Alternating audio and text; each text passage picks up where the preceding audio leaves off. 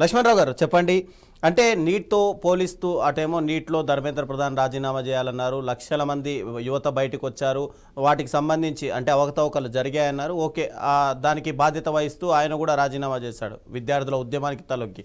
ఇక్కడ సేమ్ మీరు కూడా అదే స్టాండ్ తీసుకుంటున్నారు, ఏంటంటే విద్యాశాఖ మంత్రి రాజీనామా చేయాలని చెప్పి. అయితే ఇక్కడ డిఎస్సి ప్రక్రియలో నిజంగా ఎక్కడ అక్రమాలు జరిగాయని మీరు ఆరోపిస్తున్నారు అసలు? నమస్కారం అండి రవిచంద్ర గారు, అందరూ కూడా. సరే, ఇప్పుడు కేంద్రంలో ఏదైతే జరిగిందో బీజేపీ కాంగ్రెస్ జనతా పార్టీ దాని ద్వారా జెన్జీ యువతులందరూ కూడా ఎవరైతే నీట్ ఎగ్జామ్ రాసినటువంటి వ్యక్తులు ఎవరైతే ఉన్నారో 13 లక్షలకు పైగా వాళ్ళందరూ కూడా అది పేపర్ లీక్ జరిగింది అని చెప్పి అవకతవకల పైన పోరాటం చేశారు. ధర్మేంద్ర ప్రధాన్ గారు రాజీనామా చేశారు.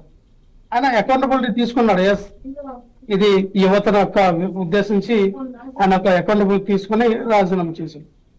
ఇక్కడ ఆంధ్రప్రదేశ్ రాష్ట్రంలో కూడా ఏదైతే వీళ్ళు చెప్తూ ఉన్నారో ఈ మెగా డిఎస్ అని ఒక మోసకరమైనటువంటి నోటిఫికేషన్ ఇచ్చి ఏదైతే సుమారు 27,000 పోస్టులు ఒకేసారి ప్రకటిస్తామని చెప్పి ఈ యొక్క పోస్టులు ఏవైతే 16,347 పోస్ట్ నోటిఫికేషన్ ఏవైతే ఇచ్చారో దాంట్లో 441 పోస్టులు 441 ఏవైతే ఉన్నాయో ఈ పోస్టులు స్పోర్ట్స్ కోటాలో సుమారు 15 నుంచి 20 లక్షల వరకు కూడా అమ్ముకోవడం జరిగింది ఒక్కొక్క పోస్టుని.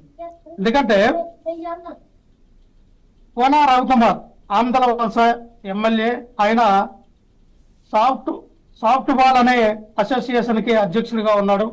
ఆయన ఈ సాఫ్ట్ బాల్ అసోసియేషన్ లో ఎవరైతే పార్టిసిపేషన్ చేశారో వాళ్ళందరికి కూడా అంటే పార్టిసిపేటింగ్ సర్టిఫికేట్ ఇచ్చి 38 ఉద్యోగాలు ఆయన ద్వారా ఇప్పించడం జరిగింది. అలాగే నారా లోకేష్ తోడలుడైనటువంటి బాలకృష్ణ అల్లుడు భరత్ ఎంపీ, ఆయన జూడో అసోసియేషన్ ఒక సంఘానికి అధ్యక్షుడిగా ఉన్నాడు. ఆయన ద్వారా 39 పోస్టులకేమో మరి యొక్క పార్టిసిపేషన్ సర్టిఫికేట్లు ఇచ్చి భర్తీ చేయడం జరిగింది. సో ఇక్కడ మేమేమంటామంటే ఈ 441 ఇంటూ 20 లక్షలు ఇస్తే సుమారు 88.20 లక్షలు అంటే 88,20,00,000 రూపాయలు స్కామ్ ఇక్కడ కనబడుతుంది. అంటే పేపర్ లీక్ లో మరి ఎంత తీసుకున్నారు, ఎవరెవరి దగ్గర వెళ్ళింది, ఏ యొక్క స్టడీస్ అకాడమీల ద్వారా ఎంత తీసుకున్నారన్న విధానం చూస్తే సుమారు ఈ 100 కోట్ల 150 కోట్లు దాటిపోయే స్కామ్ కనబడుతుంది పక్కాగా. ఎందుకు అంటున్నాం అంటే ఎవరైతే ఈ పరమా నవీన్ అనే వ్యక్తి ఎస్సీఆర్టీలో ఆయన అవుట్సోర్సింగ్ ఉద్యోగం చేస్తూ ఉన్నాడు, కంప్యూటర్ ఆపరేటర్ గా ఉన్నాడు. ఆ వ్యక్తికి ఈ యొక్క ప్రశ్నాపత్రాలు అప్లోడ్ చేసే విధానాన్ని అప్పగించారు. అలాగే అదే వ్యక్తి ఈరోజు చూస్తే సోషల్ స్టడీస్ లో మరి కృష్ణా జిల్లాకే టాపర్ గా నంబర్ 1 గా వచ్చారు. టీజీటీ తెలుగు దాంట్లో జోన్ 2లో మరి 6వ ర్యాంక్ వచ్చింది. అంటే ఫస్ట్ టైం ఫస్ట్ టైం రాసినటువంటి వ్యక్తి ఈ పరమ నవీన్ అనే వ్యక్తి మరి ఫస్ట్ ర్యాంక్ 6వ ర్యాంక్ కొట్టాడంటే దాన్ని బట్టి అర్థమవుతోంది ఆ పేపర్ ఎంతలాగా లీక్ అయింది, ఆ యొక్క నవీన ద్వారా మిగతా వాళ్ళ ద్వారా ఏ రకమైనటువంటి మరి బయటికి పేపర్ లీక్ అయింది అనేది. ఎందుకంటే అదే వ్యక్తికి నంబర్ 1 వచ్చి అలాగే నంబర్ 6 వస్తే వీళ్ళు ఫస్ట్ విద్యాశాఖ మొట్టమొదటి విడుదల చేసినటువంటి మెరిట్ లిస్ట్ లో ఆయన పేరు ఉందండి.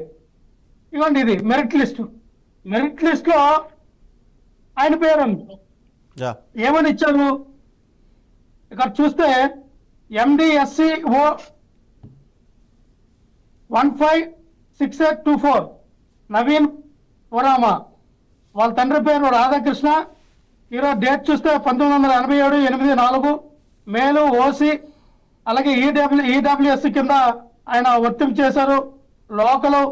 అలాగే చూస్తే 89.74 ఆయనకు వచ్చినటువంటి మార్కులు, ఆయన ర్యాంకు.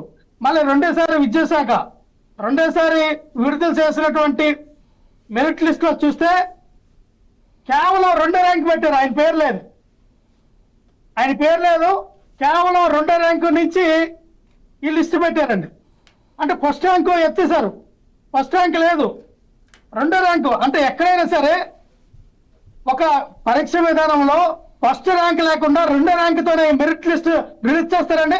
ప్రపంచంలో నాకు తెలిసి ఎవరు కూడా ఫస్ట్ ర్యాంక్ లేకుండా రెండో ర్యాంక్ తో మెరిట్ లిస్ట్ అనేది ఎవరు కూడా విడుదల చేయరు. కానీ వీళ్ళు చేశారు. ఎందుకంటే వాళ్ళకి అర్థమైపోయింది ఏదైతే ఈ నవీన్ అనే వ్యక్తి అక్కడ అవుట్ సోర్సింగ్ లో ఉన్నాడు, ఆయన ద్వారా పేపర్ లీక్ అయిందని అర్థమయ్యి ఆయనకు రావాల్సిన ఉద్యోగం ఇచ్చి మళ్ళీ తీసేసి ఆయన ఆ డేటా అంతా డిలీట్ చేస్తే ఆ వ్యక్తుల్ని హైకోర్టులో మరి పిటిషన్ వేసాడు. ఆ కేసు నడుస్తూ ఉంది. దానికి వీళ్ళు ఇంతవరకు కూడా సమాధానం చెప్పాల.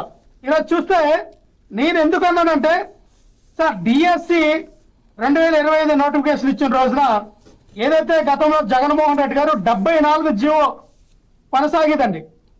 స్పోర్ట్స్ కోటాలో 2% ఇవ్వాలని చెప్పి 74 జీవో ద్వారా 2% కేటాయించాలని చెప్పి ఆ రోజున ఎవరైనా సరే ఆ డిఎస్సి టెట్ క్వాలిఫై అయ్యి అలాగే స్పోర్ట్స్ కోటాలో వాళ్ళకు ఉన్నటువంటి ఏదైనా నేషనల్ ఇంటర్నేషనల్ ద్వారా ఏదైనా మరి పథకాలు బంగారు పథకాలు కానీ బ్రాంజ్ కానీ సిల్వర్ కానీ ఏదైనా సాధిస్తే ఆ మెరిట్ ద్వారా వాళ్ళకు ఉద్యోగాలు ఇచ్చారు. కానీ ఇక్కడ నారా లోకేష్ గారు చంద్రబాబు నాయుడు గారు ఏం చేశారంటే 2025 వీళ్ళు అధికారంలోకి రాగానే ఈ 74 జీవోని మరి అమెండ్మెంట్ చేశారు, సవరణ చేసి వాళ్ళు ఏం చేశారంటే జీవో నంబర్ 4 జీవో నంబర్ 47 తీసుకొచ్చారు. దానికి అర్థం ఏంటంటే ఎవరైనా స్పోర్ట్స్ కోటాలో 3% అంటే ఇక్కడ 2% ఉండేది 3% పెంచారు. ఎవరైనా సరే డిఎస్సి కానీ టెట్ కానీ పరీక్ష రాయ అవసరం లేదు. ఈ స్పోర్ట్స్ కోటాకి సంబంధించిన వ్యక్తులు డైరెక్ట్ గా వీళ్ళకి ఉద్యోగం ఇచ్చవచ్చు. ఏది స్పోర్ట్స్ లో పాల్గొనేటువంటి వ్యక్తులు డిఎస్సి కానీ టెట్ కానీ క్వాలిఫై అవ్వకుండా ఉద్యోగం ఇచ్చవచ్చు అని చెప్పి ఇగో జీవోలు పాస్ చేశారండి. ఇది జీవో చూడండి 447 జీవోలు. ఈ రెండు కూడా ఏమని ఇచ్చారు? 4 జీవో నంబర్లో Andhra Pradesh in direct recruitment without the recruitment of competitive exams across government departments అంటే వితౌట్ ఎక్కడ కూడా ఏ యొక్క కాంపిటేటివ్ ఎగ్జామ్ కూడా వీళ్ళు రాయకుండా రిక్రూట్మెంట్ చేయండి అని చెప్పి ఈ యొక్క 4 జీవో నంబర్ 447లో వీళ్ళు జీవో రిలీజ్ చేశారు. ఏదైతే వీళ్ళు పోస్టులు అయిపోయింది సార్, ఏదైతే వీళ్ళు పోస్టులు ఈ 441 పోస్టులు ఏవైతే రిక్రూట్మెంట్ చేశారో తర్వాత జీవో నంబర్ 56 అండి. జీవో నంబర్ 56ని మళ్ళీ కొత్తగా తీసుకొచ్చి ఏవైతే ఈ జీవో నంబర్ 447 రద్దు చేశారు. జీవో నంబర్ 447 రద్దు చేసి మళ్ళీ ఈ జీవో నంబర్ 56 ద్వారా మళ్ళీ ఎగ్జామ్ కండక్ట్ చేయొచ్చు, ఎగ్జామ్ కండక్ట్ చేయండి అని చెప్పి ఇచ్చేసి అంటే మీ అనువాయులకి మీ ఎవరైతే మీ ఉన్నాడో మీ అన్నదమ్ముడికి అలాగే కోన రవికుమార్కి అలాగే మీకు ఉన్నటువంటి మీ అనుచరులకి ఈ రకమైనటువంటి లబ్ధి చేకూర్చి అంటే దాదాపుగా 100 నుంచి 150 కోట్ల రూపాయలు స్కామ్ కనబడుతూ ఉంది ఇందులోని. ఇక్కడ చూడండి సార్, డిఎస్సి పోస్టులు కేటాయింపు వల్ల డైరెక్టర్లు వీడియో కాల్లో అలాగే వాట్సాప్ గ్రూప్ లో వీడియో కాల్లో ఏదంటే గవర్నమెంట్ సింబల్ అని ఆ సింబల్ పెట్టి మాట్లాడుతూ ఇదంతా ఒక్కొక్క ఉద్యోగానికి 15 నుంచి 20 లక్షలు 15 నుంచి 20 లక్షలు ఉద్యోగం నేరమాడితే ఈ వ్యక్తులు ఎవరండి? ఒక పక్కన కోన రవికుమారు, ఒక పక్కనేమో ఎంపీ భరత్. వీళ్ళిద్దరు ఎవరండి? వీళ్ళిద్దరు ఎవరు? టీడీపీకి సంబంధించినటువంటి వ్యక్తులు. ఇక్కడ చూస్తే అయిపోయింది సార్. జాతీయ స్వర్ణ పతాక విజేత ఆయన ఎవరు? ఆయనకి దొరకైన వ్యక్తి పాపం ఆయనకి జాతీయ స్థాయిలో స్వర్ణ పథకం వస్తే ఆయన అప్లై చేస్తే ఆయనకు సర్టిఫికెట్లు వెరిఫికేషన్ పిలిపించి కూడా ఉద్యోగం ఇవ్వాల.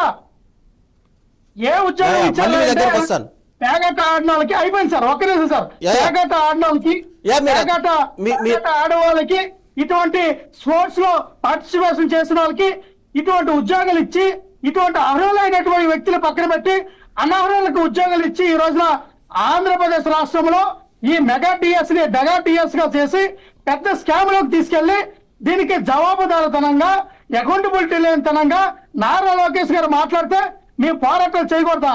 ఈ రోజున వైఎస్ఆర్ కాంగ్రెస్ పార్టీ తరఫున ప్రతి ఒక్క 13 జిల్లాల్లో కూడా కలెక్టర్ గారికి వినతి పత్రం ఇవ్వడం జరిగింది.